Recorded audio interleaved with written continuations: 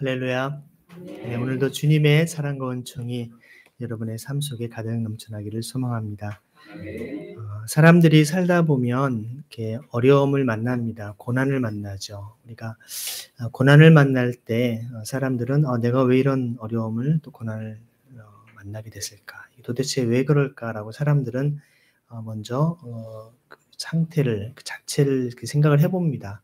상황을 분석해보고 그 사람 혹은 환경이 왜 그런지를 생각해 본 다음에 그것이 쉽게 이해가 되면 이래서 그렇구나 하고 나름대로 쉽게 이제 그것에 대한 문제를 해결하려고 노력하겠지만 아무리 생각해도 도대체 이게 왜 이렇게 생긴 건지 그 이유가 제대로 파악되지 않고 또 마음이 답답할 때 그때 사실 고난이 굉장히 우리를 힘들게 합니다.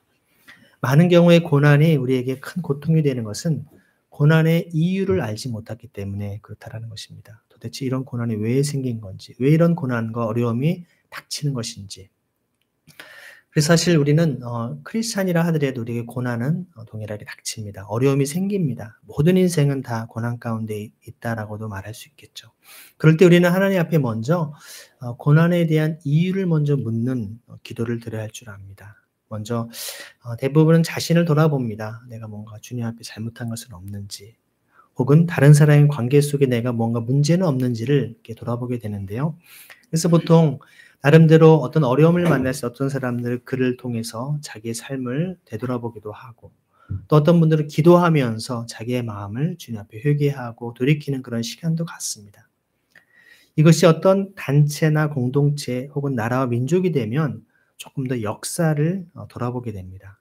항상 역사라고 하는 굵직한 우리의 어떤 그런 주제는 평상시 우리가 기분 좋고 즐거울 때는 잘 우리가 살펴보지 않다가 정말 나라의 민족의 어떤 공동체의 큰 실현과 역경이 있을 때 역사를 다시금 돌아보게 됩니다.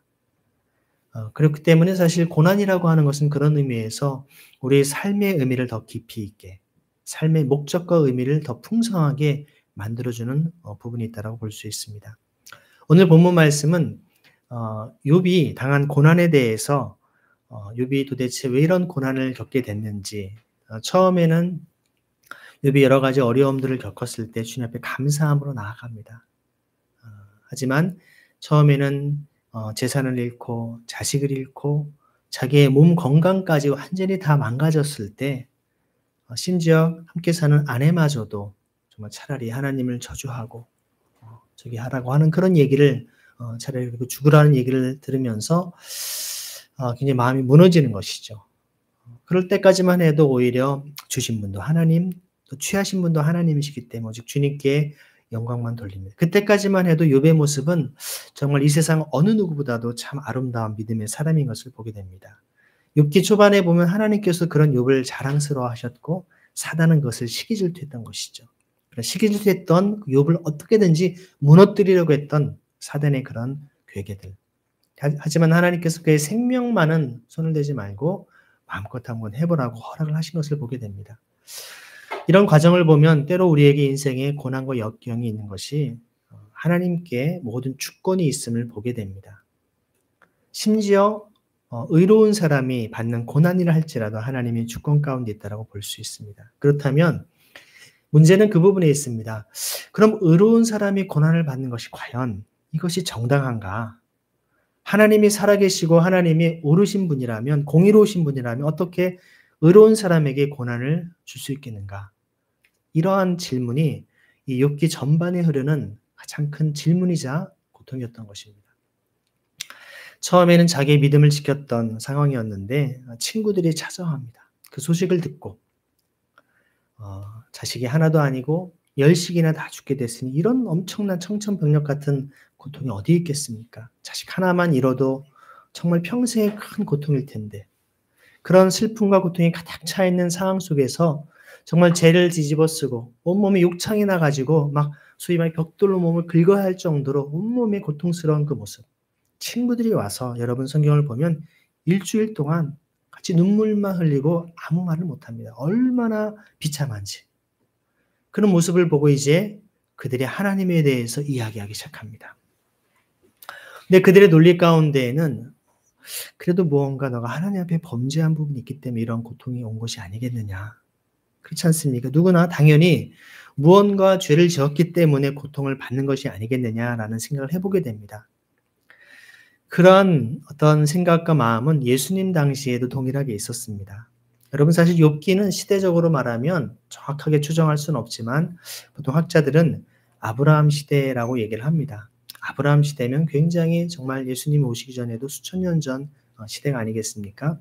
그런 상황 속에 오히려 그들이 하나님에 대해 이야기하고 논하는 그런 논리들을 보면 오늘날 어떤 신학자보다도 어떤 철학자보다도 훨씬 더 깊이 있게 삼라만상에 대해서 온 우주천하 만물에 대한 지혜와 어떤 깊이가 가득한 것을 보게 됩니다.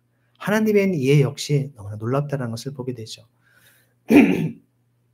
예수님 당시에도 어떤 소경된 자를 가리켜서 제자들이 물어봅니다. 이 사람이 이렇게 된 것이 자기의 죄 때문입니까? 아니면 부모의 죄 때문입니까? 보통 사람들은 무언가 어떤 사람의 장애가 있거나 또 크나큰 고통과 역경을 만났을 때는 누군가가 뭔가 문제가 있었기 때문에 거기에 대한 원인이 된 결과다라고 하는 원인과 결과를 생각하죠. 항상 원인이 있기 때문에 이런 결과가 있다는 것입니다. 이런 것을 가리켜서 우리가 보통 인과응보라고 얘기를 합니다. 잘못했으니까 벌을 받는 것이겠지라고 얘기합니다. 하지만 예수님께서는 자신의 그 사람의 죄도 그 부모의 죄도 아니다라고 말씀하시죠. 그런 말씀 앞에 사람들은 제자들은 당황했던 모습을 여러분 기억할 것입니다. 그렇다면 받는 고난이 그는 어떤 이유 때문에 생긴 고난일까? 우리는 보통 사람들의 가난의 문제 또 사람이 절망 속에 있는 문제, 어려움들을 볼 때 대부분 그 사람이 그만한 문제와 어려움을 당할 만한 일을 했기 때문에 그럴 것이라 하기 때문에 그 사람들의 고통을 더 깊이 있게 공감해 주지 못하고 오히려 그냥 손가락질하고 아유 안 됐어. 그래도 뭔가 이유가 있으니까 저렇겠지 하면서 우리는 지나치는 경우들이 많습니다. 마치 강도 만난 이웃을 향해서 아이고 조심하지 저러니까 강도 만나지. 오늘날의 수많은 사람들이 고통과 역경 속에 있을 때 대부분의 사람들은 피해자를 향하여서 그럴 만한 짓을 했으니까 피해를 입었지라고 사람들이 똑같은 제2차, 3차 가해를 하는 경우들이 많다는 것입니다. 원인이 된 결과라는 것이죠. 모든 과학적인 논리는 그렇습니다. 원인이 없이 결과가 일어날 수 없다라는 거예요. 하지만 여러분, 욥기는 전통적인 그런 인과응보 사상에 대한 새로운 우리에게 영적인 통찰력을 던져주는 하나님의 말씀이었습니다. 구약이나 신약이나 성경 전반에 흐르는 사상은 사람이 죄를 범했기 때문에 죄의 삭스로 사망에 이르는 것이다. 죄를 졌기 때문에 그 대가를 치르는 것이다라고 이야기를 하고 있기 때문에 그 논리를 벗어날 수가 없는 것이죠.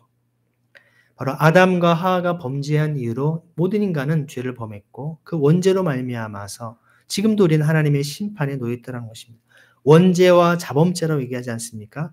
그럼 우리는 나는 자범죄가 없는데 왜 아담과 하와가 지은 원죄 때문에 나까지 고통을 당하는 것이야 라고 말하는 사람이 있을지 모르겠지만요.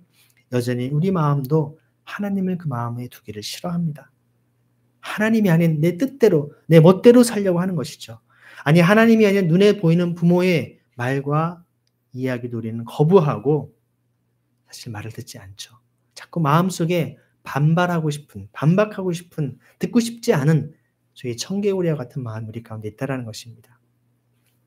이러한 인간의 어떤 죄에 대한 결과로서 심판을 받는다는 것이 당연한 것이 성경 전반에 흐르는 사상입니다. 그러다 보니 이런 생각 속에 하나님을 향하여 예배하고 경외했던 욥과 그 세 친구들 역시도 동일한 그런 고백들을 했던 것입니다.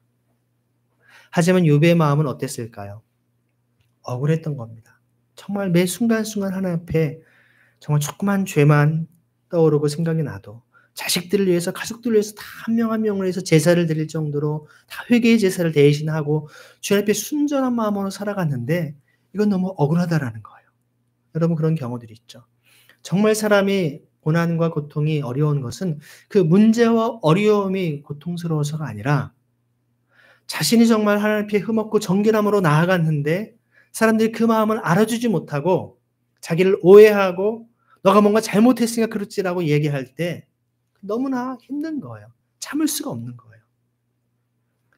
아무리 그것을 항변하려고 해도 사람들이 그 마음을 알아주지 않으니 아마 욥의 마음은 그런 너무나 답답한 마음일 거예요.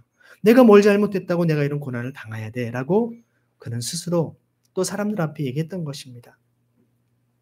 문제는 그런 항변이 오래되다 보니 그가 그 아내에게도 그런 참으로 어리석은 여자 중에 하나처럼 말하는구려 하면서 참으로 지혜롭게 했던 그의 말이 점점 거칠어지기 시작하고 그의 생각과 말 속에 우리 하나님을 향해 원망하고 불평하는 이야기들이 가득한 것을 보게 됩니다. 하나님의 고통과 절망 속에 이렇게 부르짖을 때 하나님 왜 이런 일을 나에게 허락하십니까? 라고 말할 때 아무런 응답을 하지 않는다고 해서 하나님이 불의한 분이 아니지 않느냐라고 오늘 엘리후라는 사람은 얘기하는 것을 봅니다. 그렇죠. 우리는 하나님께서 고통과 절망 속에 있을 때 왜 아무런 말씀도 아무런 응답도 하시지 않습니까? 하나님 정말 계시기는 하는 것입니까? 하나님 정말 살아계시고 역사를 주관하시고 우주 만물을 통치하신 분이 맞습니까? 라고 사람들은 절규하는 것이죠. 달리 말하면 성경에 수많은 하나님의 사람들의 고통과 고난은 그 삶의 문제와 고통이 힘들어서라기보다는 그 어려운 고통과 절망 속에서 하나님의 임재를 느낄 수 없고 하나님의 통치하심과 하나님의 공의를 맛볼 수 없기 때문에 힘들어하는 것입니다. 정말 하나님의 살아계시다면 이런 불의한 현실 속에 모든 악한 자들을 다 쓸어버리시고 하나님 놀라운 능력으로 이 땅을 공의로 다스리시기를 간절히 갈망하는 마음이 있지만 전혀 그럴 기미도 보이지 않고 심지어 악인들이 더 판을 치면서 그거 봐라 하나님이 어디 있어. 네가 믿는 하나님, 네가 고통을 당해도 전혀 돌보지도 않고 들어주지도 않고 응답하지도 않아. 하나님, 야, 다 가짜다. 다 거짓말이야. 다 너의 그냥 위로를 받는 너의 개인적인 생각에 불과해 하면서 하나님을 모욕하고 저주하기까지 하는 그런 상황 속에 접한다는 것이죠. 마치 이런 상황은 예수님께서 십자가에 달려 돌아가실 때 사람들이 뭐라고 합니까? 네가 하나님의 아들이라며 네가 메시아라면서 네 자신도 구하지 못하면서 무슨 남을 구한다라고 그러냐라고 한번 내려와 보라고 사람들이 조롱하고 손가락질합니다. 어찌 보면 예수님의 마음을 그 고통의 현장 십자가를 지셔야만 했던 사람들의 불의와 악행에 대해서 주님 가셨던 솔직한 심정은 겟세마네 기도하시고 붙잡혀 가시기 직전에 하셨던 말씀 속에 있는 것을 보게 됩니다. 베드로가 칼을 들어서 말고의 길을 벨 때 주님께서 뭐라고 말씀하십니까? 검을 다시 집에 꽂아 놓으라 하면서 칼로 망한 자는 칼로 망한다라고 말씀하시면서 하나님의 영, 정말 수많은 하나님의 영으로 이들을 다 내가 그야말로 쓸어버릴 수 있다라고 주님은 말씀하시죠. 어떻게 보면 주님의 솔직한 인간적인 마음이 담겨있는 말씀이기도 합니다. 주님의 능력으로 천지를 창조하시고 온 우주 만물을 통치하시는 주님의 능력의 말씀으로 능히 이들을 다 물리치고 다 한순간에 제로 만들어버릴 수 있는 분이 주님이 아니시겠습니까? 그런 주님이 그들에게 그 처절한 독특한 고난을 당하셔야 했으니 하지만 주님은 하나님 아버지의 뜻이 무엇이고 주님이 걸어가셔야 될 사명이 무엇인지 아셨기 때문에 그 길을 묵묵히 걸어가셨던 것입니다. 수많은 사람들의 비난과 조롱 속에서 주님은 그 모든 것을 다 감내하셨던 것이죠.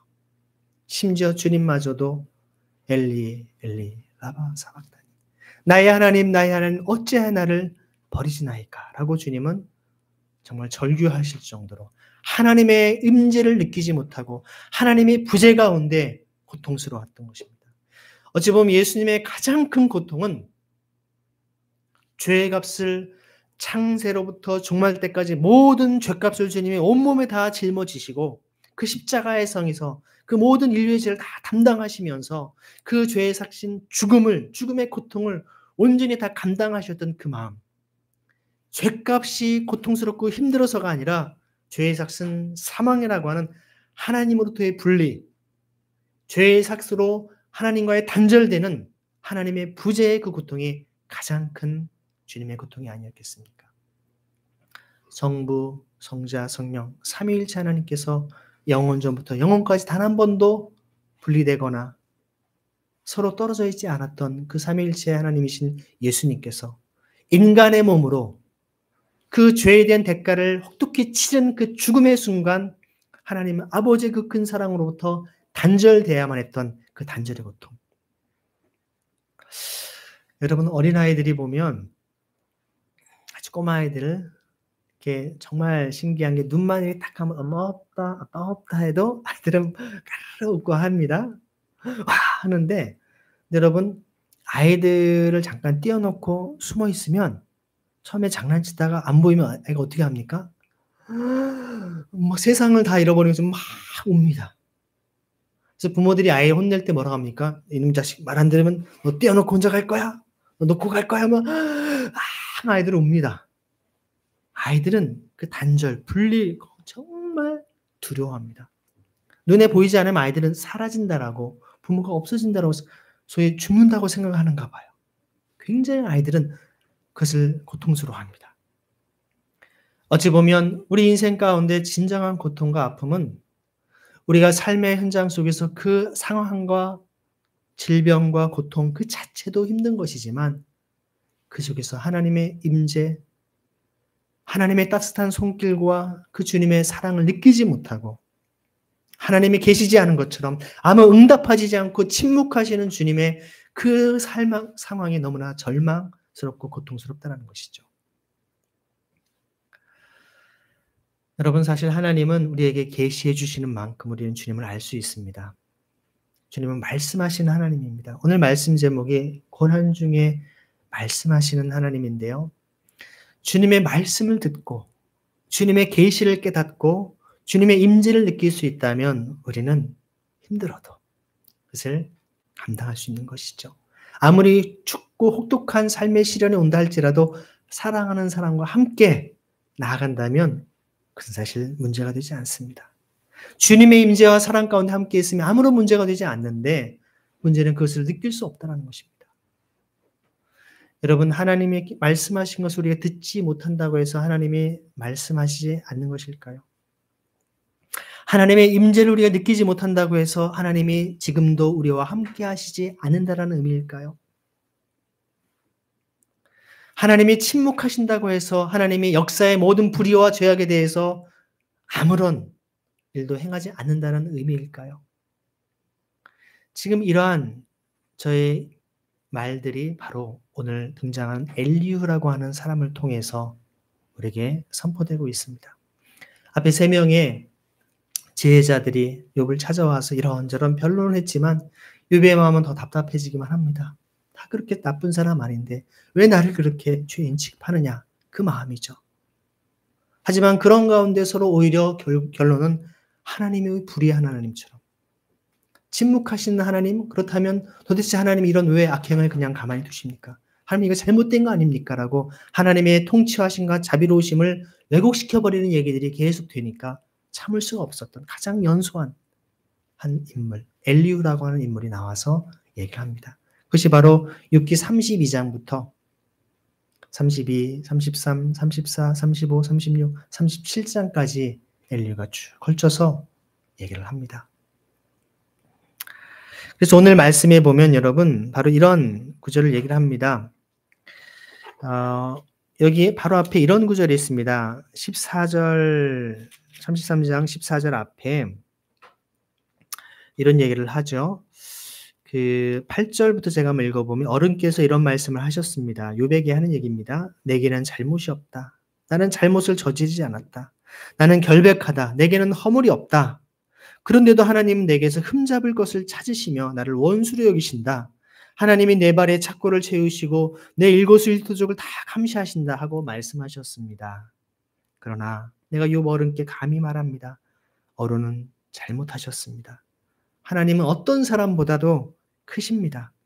그런데 어찌하여 어른께서는 하나님께 불평을 하면서 대드시는 겁니까? 어른께서 하시는 모든 불평에 일일이 대답하지 않으신다고 해서 하나님께 원망을 할 수 있습니까? 바로 앞에까지 이렇게 얘기를 했습니다.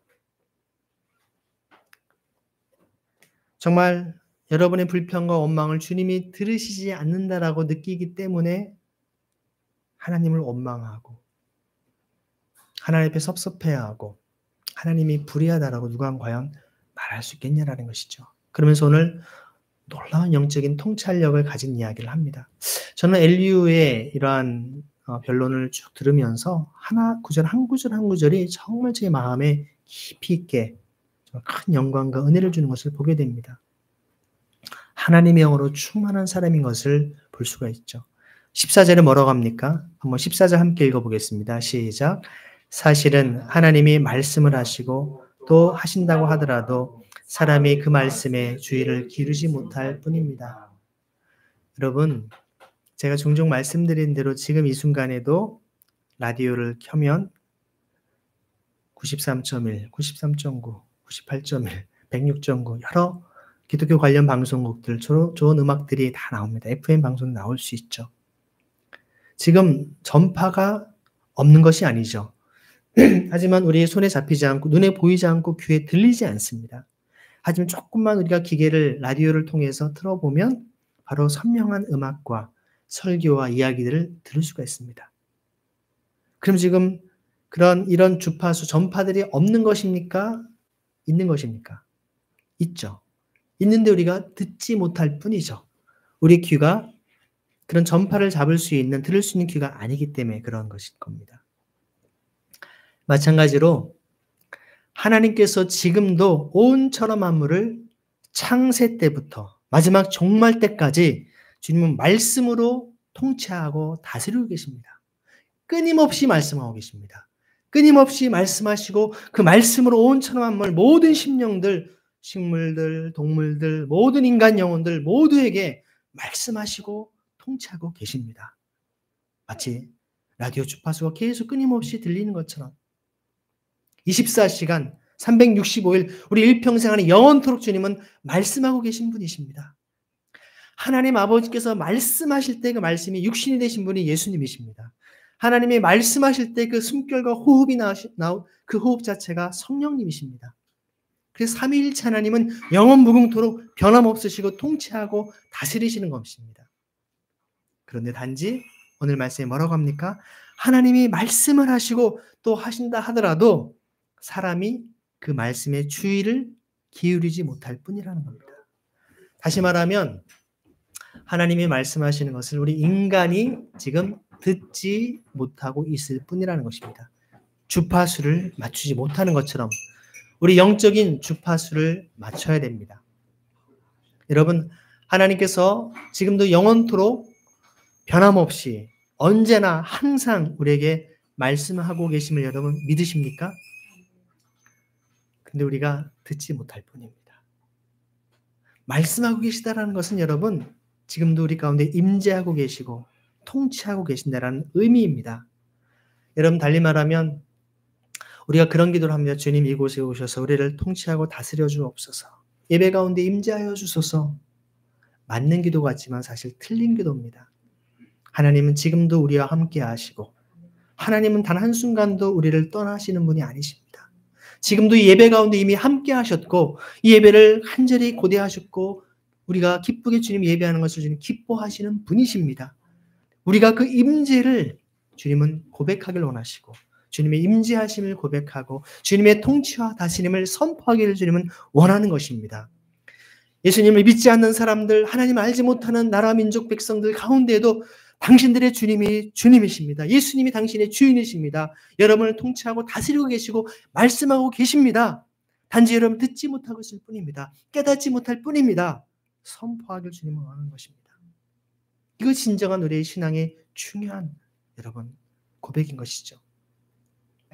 그런데 그렇다면 욥이 우리에게 이 욥기 33장 15절을 통해서 너무나 중요한 영적 원리를 우리에게 보여주었습니다. 하나님 우리에게 말씀하시는 것을 어떻게 들을 수 있을까? 그럼 어떻게 들을 수 있을까요? 라디오라도 좀 키면 좋겠는데 영적인 라디오를 팔면 성경이 영적인 라디오이기도 한데요. 이 말씀이 이미 우리에게 주어졌어요. 이 말씀이 하나님의 놀라운 사랑이 눈으로 보고 귀로 듣고 우리가 고백할 수 있도록 주셨는데 이런 하나님의 말씀 때로는 우리가 살아있는 레마의 말씀으로 직접 친히 주님께서 우리 영으로 말씀하시기도 합니다. 그 말씀이 어떻게 되냐면 바로 15절입니다. 함께 읽어보겠습니다. 시작.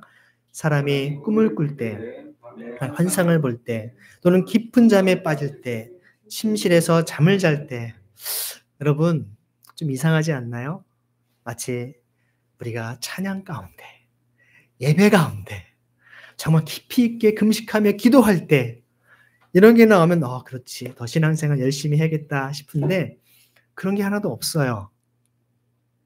오히려 꿈꿀 때, 밤에 환상을 볼 때, 깊은 잠에 빠질 때, 심시에 잠을 잘 때, 소위 말하는 되게 영적인 그런 신앙 활동과는 좀 더 거리가 먼 듯한, 여러분 가만히 성경 말씀대로 생각해 보세요. 요셉과 마리아가 예수님에 대해서 수태고지를 받고 할 때 그들이 어떤 상황에서 받았을까요? 금식하며 기도할 때 받았나요? 여러분, 베드로가 보자기가 내려오는 그런 환상을 봅니다. 그가 환상이라고 하는 말이 세번역을 보면 비몽사몽간이라고 표현되어 있어요. 성경에 수많은 하나님의 사람들이 주님의 음성을 듣고 주님의 말씀 들을 때 환상 가운데라고 하는 말은 사실 여러분 언제가 환상 가운데인가요? 뭐 하고 있을 때 환상 가운데 있을까요? 다시 말하면 비몽사몽이라고 성경 번역했는데 이게 내 꿈인지 생신지, 여러분 아침에 일어났는데 이게 내가 꿈을 꾼 건지 진짜 내가 그렇게 했는지 막 굉장히 정말 생시 같은 그런 경우들이 있죠. 이런 환상 가운데 깊은 잠에 빠질 때 이런 공통적인 것은 무엇이냐면요. 꿈을 꾸거나 환상을 보거나 깊은 잠에 빠지거나 침대에 잠을 잘 때는 내 생각과 의지, 소위 내 자아가 강할 때입니까? 약할 때입니까? 굉장히 약하고 내 의지와 내 생각들을 다 내려놓은 그야말로 우리는 사람이 영과 혼과 육으로 구성되어 있는데요. 몸이 푹 쉬고 있을 때 정신적인 건 다 내려놨을 때 하나님의 영이 우리의 영을 가장 왕성하게 활동하고 주의 음성을 듣게끔 하신다라는 겁니다. 예수님께 누구든지 나를 따라오려거든 자기를 부인하고 날마다 제 십자가를 지고 나를 쫓을 것이라 말씀하십니다. 자기를 부인한다라고 하는 말을 아마 이분 엘리온 이렇게 표현한 것 같아요. 자기를 부인한다는 것이 무엇일까? 오히려 주님의 영이 제 영을 충만케 하셔서 주의 음성을 듣게 하시고 하나님의 영적인 하나님께서 영적인 존재를 만드신 저와 함께 소통하고 교제할 수 있는 이런 저의 관계로 온전히 주님만으로 충만케 하여 주옵소서. 그것은 내 생각과 의지, 내가 뭘 하겠어라고 한 그때가 아니라 내가 깊은 잠에 빠져 있을 때 오히려 말씀하십니다. 그래서 저는요, 이 말씀을 깊이 묵상한 이후로 저의 기도는 이렇게 바뀌었습니다. 주님, 오늘 밤에 잘 때, 깊은 환상 가운데 있을 때, 깊은 잠에 빠질 때 주님, 제가 말씀하시는 것을 듣게 하시고 제가 깨어나서도 그 말씀을 붙잡게 하여 주옵소서. 여러분 영적인 주파수를 맞출 수 있는 그 비결입니다.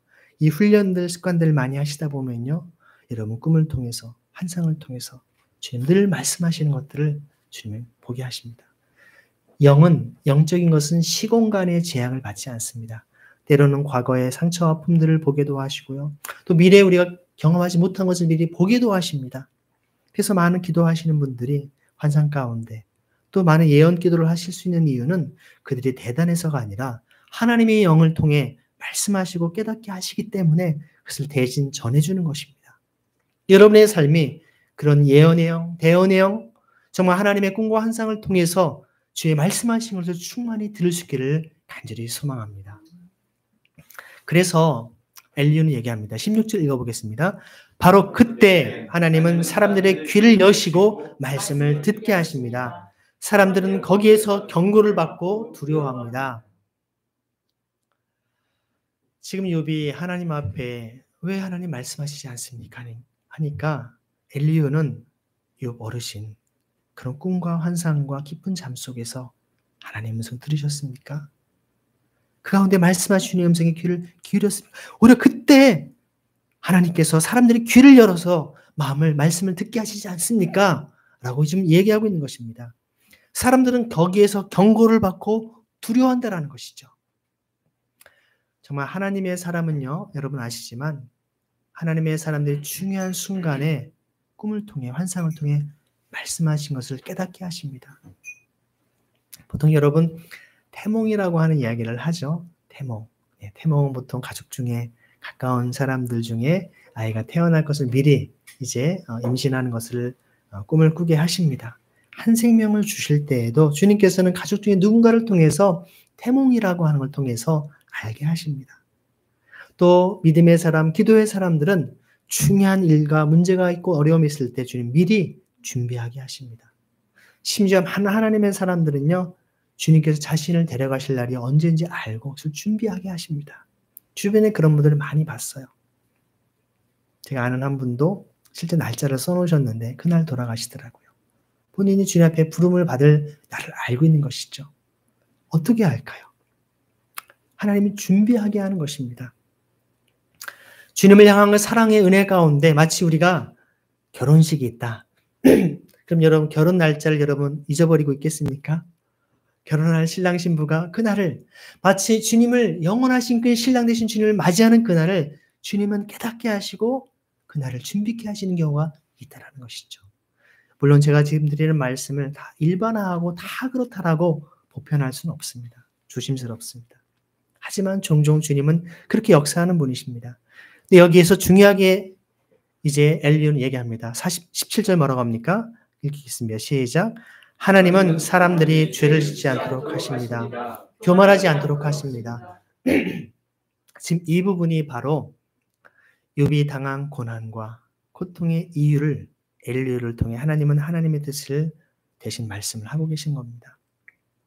고난과 역경 속에서 주님께서는 하나님의 음성을 듣게 하시고 또 그 가운데 때로는 침묵 가운데에서 아무런 말씀하시는 것을 듣지 못한다 할지라도 꿈과 환상을 통해서 우리에게 말씀하시는데 그렇게 말씀하시는 주님의 그 마음은 무엇이냐면 사람이 죄를 짓지 않도록 교만하지 않도록 한다는 것입니다.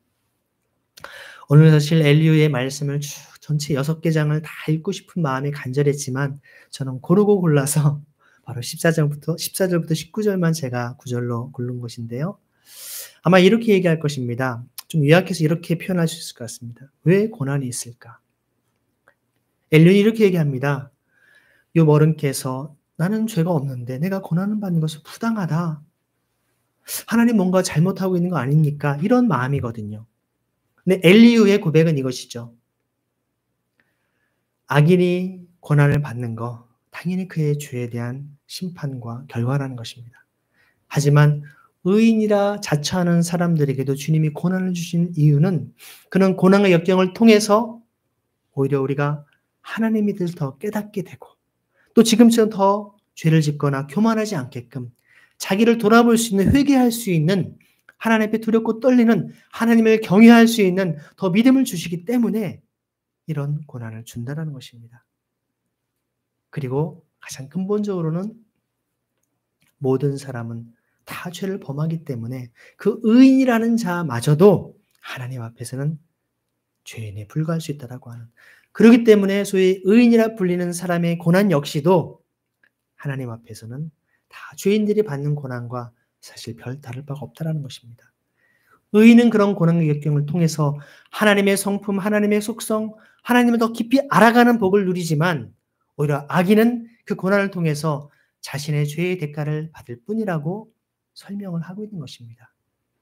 그렇기 때문에 의인이 당하는 고난은 정금처럼 연단을 받는 귀한 선물이라는 것입니다. 여러분 사실 욥기 마지막 42장에 보면 42장 5절에 이런 얘기를 합니다. 욥이 고백을 합니다. 주님이 어떤 분이시라는 것을 지금까지는 제가 귀로만 들었습니다. 그러나 이제는 제가 제 눈으로 주님을 뵀습니다. 그러므로 저는 제 주장을 거두어드리고 티끌과 잿더미 위에서 앉아서 회개합니다. 욥은 사실 재산을 다 잃고 자녀를 다 잃고 건강이 다 망가지는 엄청난 고통을 인간이 당할 수 있는 고난을 다 경험했고 친구들의 말도 오히려 깊은 상처가 될 만큼 아무런 도움을 받지 못한 상황이었지만 그 이 모든 고난을 통한 결론은 무엇입니까? 주님을 예전에 귀로만 들었다는 겁니다. 아, 하나님이 그러한 분이래. 아, 그렇구나. 이 사람 저 사람 얘기를 통해서 하나님에 대해서 객관적으로 하나님 그런 분이시구나. 성경에 하나님 그런 분이시래. 이런 걸 알고 있는데 이제 내 눈으로 직접 주님을 배웠다라는 것입니다. 주의 영광을 맛보았다라는 것이죠. 더 이상 주님에 대해서 귀로만 들은 존재가 주님을 만났고 주의 음성을 들었고 직접 주님과 함께 놀라운 주의 음성 가운데 주님의 그 역사하심과 통치하심과 다스리심의 엄청난 주권과 권위를 압도당하는 그런 놀라운 은혜를 경험했기 때문에 이제는 여한이 없는 오히려 고난을 통해서 욥은 하나님을 만나게 된 것입니다. 여러분의 삶 속에 역경과 고난을 통해서 주님을 만나는 그런 은혜가 있기를 소망합니다. 그래서 기존에 성경이 욥기 기록되기 전에 사람들의 마음에는 인과응보적인 고난으로만 생각을 했다면 이제는 그 고난과 역경이 오히려 믿음의 사람에게는 주님을 따르는 자들에게는 놀라운 연단과 주님의 영광을 맛볼 수 있는 은혜의 기회임을 선포하고 있는 것입니다. 그렇기 때문에 우리의 삶에 있는 고난과 역경, 문제와 아픔이 있다면 그 속에서 주님 이 기회를 통해 주의 음성을 밝게 깨닫게 하시고 듣게 하시고 제 눈으로 주의 영광을 볼 수 있는 은혜를 허락하여 주옵소서 기도하길 주님은 원하는 것입니다. 그래서 이제 18절과 19절 말씀 함께 읽겠습니다. 시작. 하나님은 사람의 생명을 파멸에 빠지지 않도록 지켜주시며 사람의 목숨을 사망에서 건져주십니다.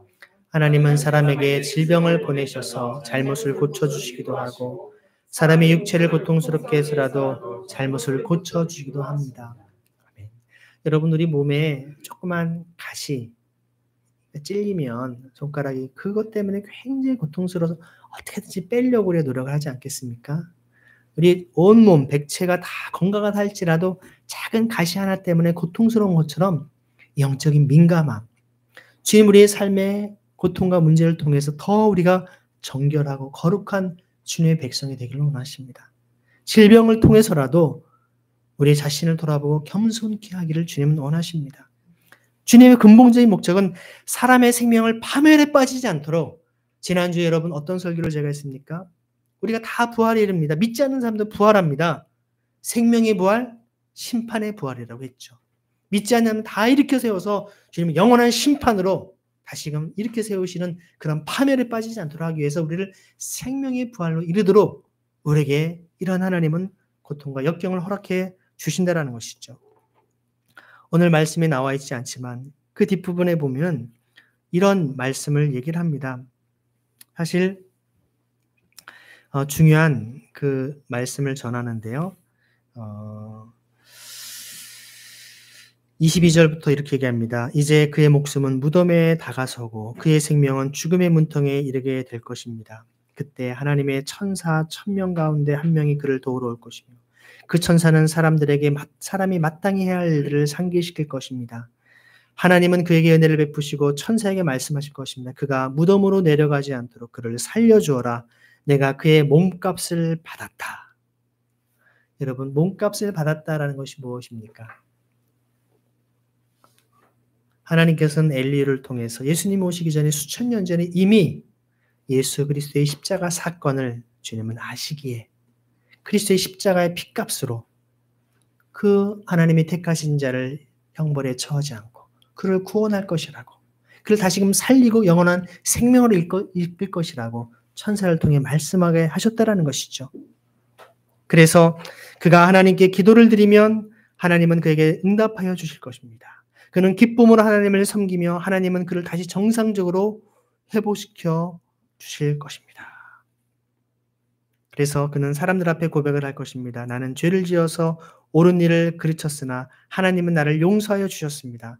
하나님이 나를 무덤에 내려가지 않게 구원해 주셨기에 이렇게 살아서 빛을 즐기게 되었습니다. 하고 말할 것입니다. 결국 마지막에 그는 이렇게 얘기합니다.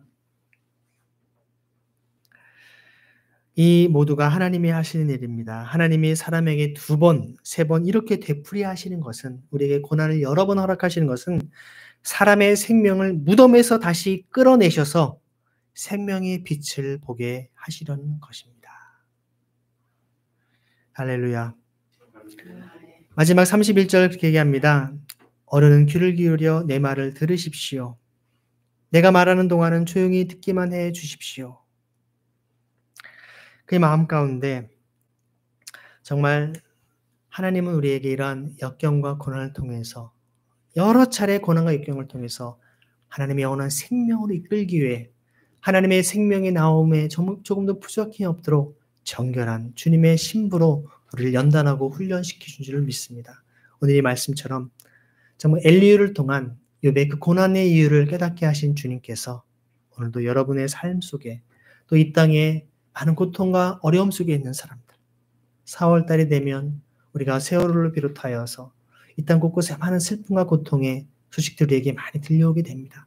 여전히 그 상처 아픔들이 아물어지지 않은 수많은 사람들의 어려움, 풀리지 않는 고난, 역경들, 그 문제 속에서 사람들은 하나님이 어디 있느냐, 하나님의 임재가 없다라고 고백할지 모르겠지만 그 가운데 주님은 지금도 말씀하시는 주님이시고 고난 중에 말씀하시는 주의 음성을 들을 때 그것이야말로 우리를 온전히 연단하시고 정금처럼 나오게 하시는 하나님의 각별한 사랑임을 깨닫고 그 사랑을 온전히 누릴 수 있는 저 여러분들 간절히 소망합니다.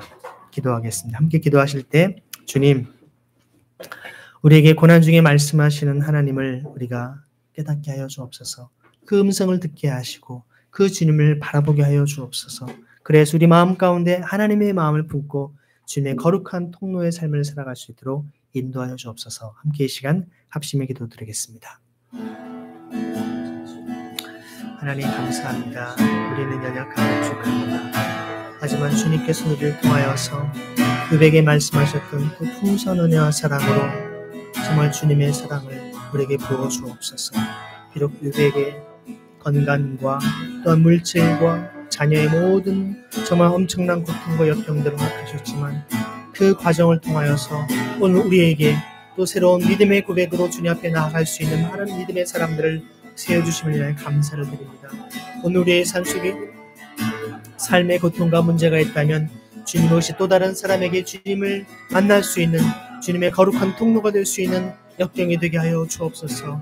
우리의 삶을 통하여 어떤 하나님의 사랑과 하나님의 메시지가 증거되시는 통로가 되기를 소망합니다. 주님 말씀하신 주의 음성을 우리가 온전히 듣게 하여 주옵소서. 우리의 귀를 열어주시고 마음을 열어주시고 우리의 영을 열어 주옵소서. 하늘의 기이한 법을 깨닫게 하여 주셔서 주님과 동행하는 거룩한 삶을 살게 하여 주옵소서. 주님의 임재를 고백하며 주님의 뜻을 깨달아 고백하며 주님의 살아계심을 선포하며 주님의 놀라운 공평과 정의와 사랑을 맛보할 수 있는 우리 모두 되게 하여 주옵소서. 그래 우리의 삶을 통해 역사하시는 주님, 그 은혜와 사랑 가운데 날마다 주님 앞에 나아갈 수 있도록 주님 붙잡아 주옵소서. 오늘도 우리 함께 하신 분을 찬양합니다. 우리의 심령을 새롭게 하여 주옵소서. 주님 붙잡아 주옵소서. 주님 성축합니다. 주님 감사합니다. 하나님 아버지 감사합니다. 우리 마음속에 하나님의 임재와 주님의 말씀하심을 우리가 깨달아 알게 하여 주옵소서.